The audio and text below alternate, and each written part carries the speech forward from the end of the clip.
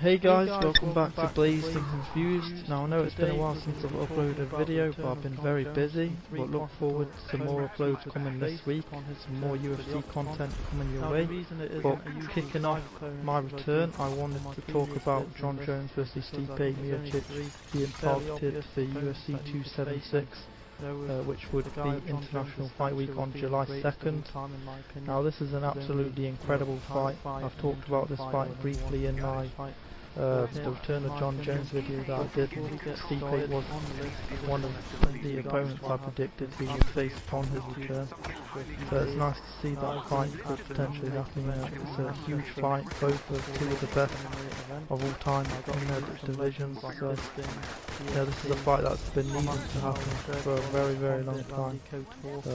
Obviously it'll be an interim heavyweight title fight, and Nganou's going to be out, I imagine, for another about 7 to 8 months. He's had knee surgery, which is unfortunate. But what an epic return for Ngannou it would be if he gets to come back and faces one of the greatest fighters of all time, if not the greatest fighter of all time, in Jon Jones.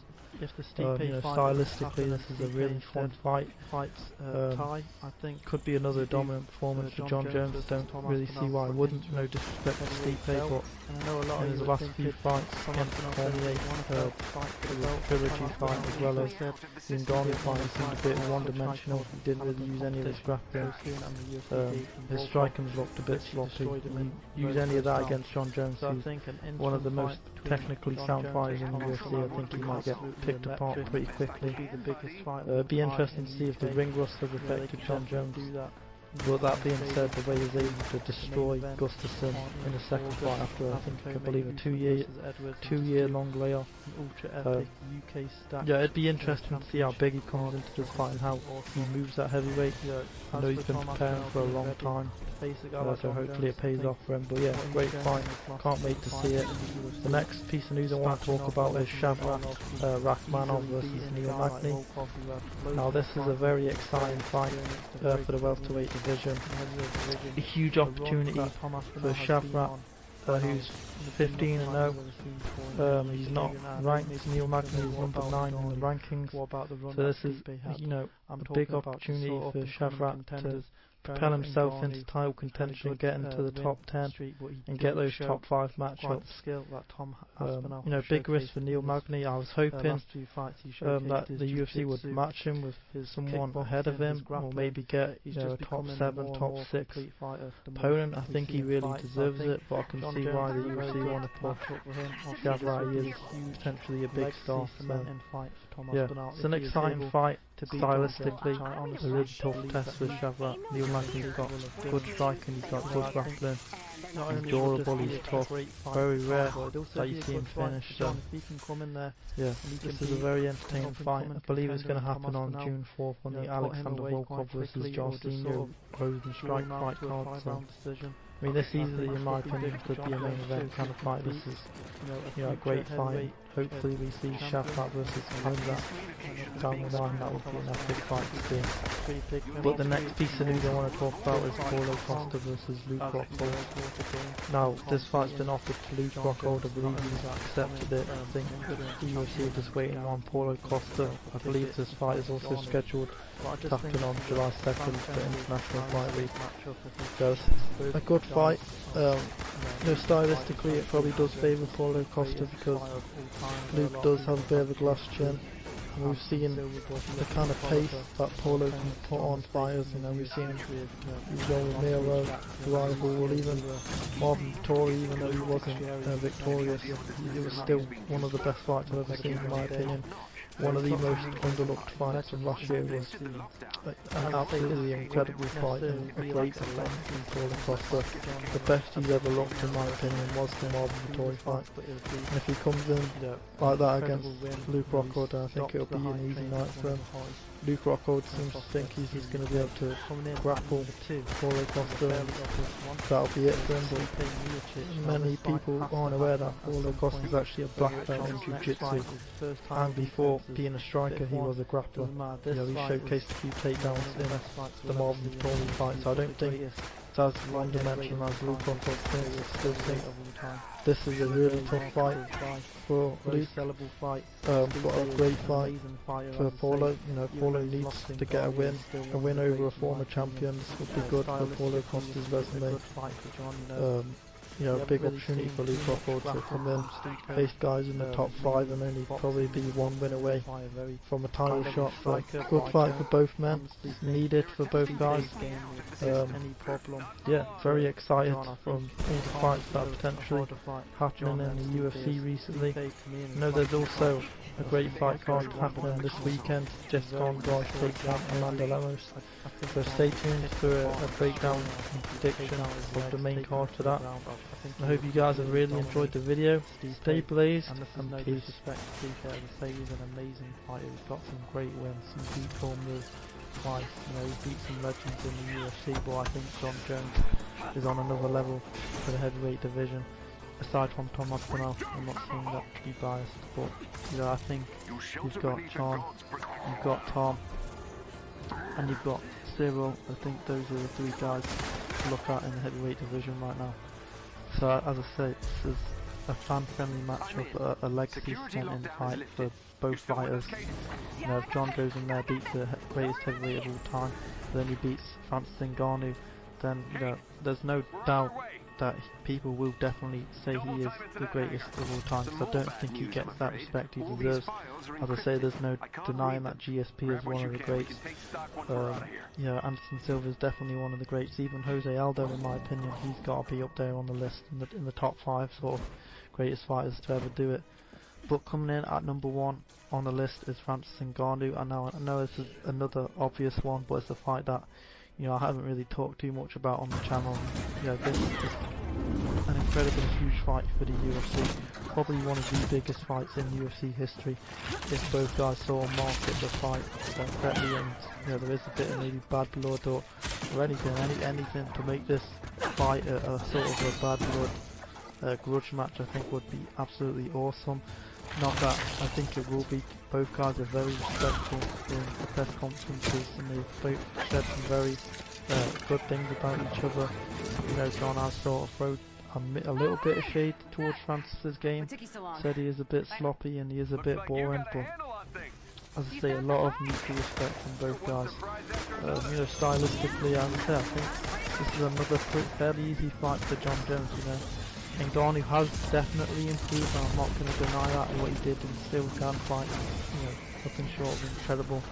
Utilised his grappling and his takedowns, and we've never ever really seen that from Francis. We always thought that was a weakness. You know, if you look at the first Stipe fight, you know, he struggled with getting taken down and getting back up, and he showed none of that in, you know, the second Stipe fight and the most recent fight against Silgan. So Francis is only getting better, and as his wrestling gets better, his striking is only going to improve too. You know, he's going to give his opponents a lot to think about, and as I say, I'm not saying this is going to be a walk in the park for John Jones, but I think John Jones is just a superior fighter to most of these heavyweights, especially if he comes in around the same weight as Francis and really trains properly for him. You know, if John Jones is to beat Tom or Stipe, get that interim belt, then as I say, he's guaranteed a ticket to that fight, and in the back of his mind he's got to be preparing for Francis. You know, this is, as I say, a legacy cementing fight for John. You know, this is nothing new to him, but if he beats Stipe and then Francis, or he beats Tom then Francis, you know, whichever way he goes about, whoever, you know, the UFC match him up next, I think, as I say, it's only going to add to his legacy even more. And as I say, you know, one thing John Jones needs right now, he needs to get the fans' respect back. He's a very tough fighter to follow and a very tough fighter to support. He's always getting arrested, or he's doing something out the cage which just sort of stuns fans away and doesn't make them want to support him. But you know, whether fans want to admit it or not, he's an exciting fighter. He's a guy that you stay up and you watch if you're in the UK, or he's a guy that you want to pay your hard-earned money to just because of his stature. You know, as I say, the GOAT. So, as I say, if John Jones can get in there and be active even this year, if he can fight Stipe or Tom this year, and then fight Francis early next year, and as I say, just get a chain going of fights and stay active. You know, if he is to become the heavyweight champion, massive things are going to come from him. You know, he's going to be one of the most looked at fighters in the UFC. He will become a draw. He will be attracting the eyes of the Israel Adesanya's, and yeah, with the way Glover's going, maybe, you know, Glover beats Fury, Glover might want to get that rematch against John, so he's going to have tons of eyes on him when he comes back into the UFC. Loads of fighters are going to want to fight him. Understandably, he's set the benchmark for all these young up-and-coming fighters. Being the youngest champion in UFC history has got to inspire a lot of these guys in the UFC. You know, you've got guys like Muhammad Mokaev, who's only 21. You've got guys like, well, not guys, girls like Corey McKenna. You know, who also got to have that in the back of their mind. They want to get to that level or become, you know, one of the youngest champions in the UFC. So he's a very inspiring fighter if you look at his work in the octagon. You know, he's stayed on top and he's been able to sort of maintain it and still beat high level guys whilst making loads of money and also getting into all kinds of trouble. But I hope you guys really enjoyed the video. As I say, I know it was a bit of a short one compared to my previous ones, but I hope you guys still enjoyed it.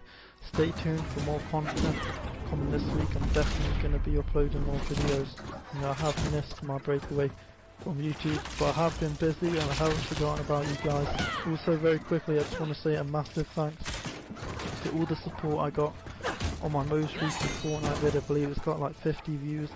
So I really do appreciate all the support. Stay tuned for also more Fortnite videos coming. I am working very hard on them, but the game is quite competitive, so I'm trying my best to give you guys some exciting content. So stay tuned, stay blazed, and peace.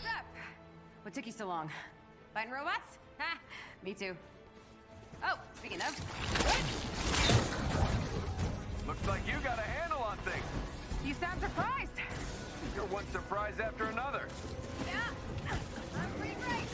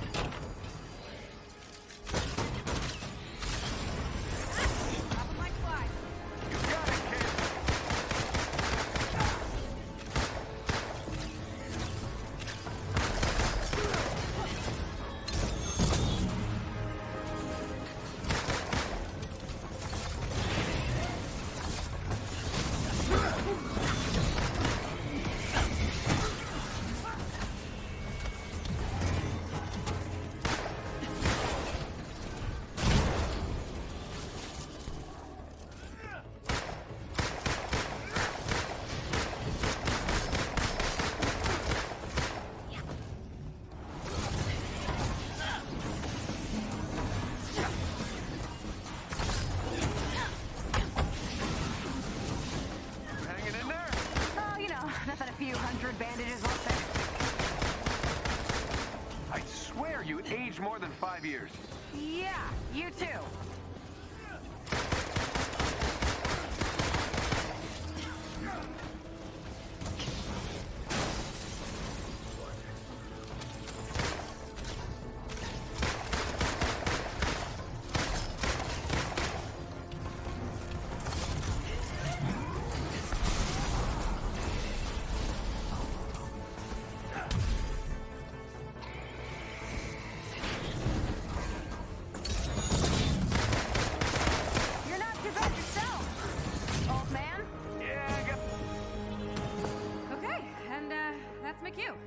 Thanks for the assist, Tony.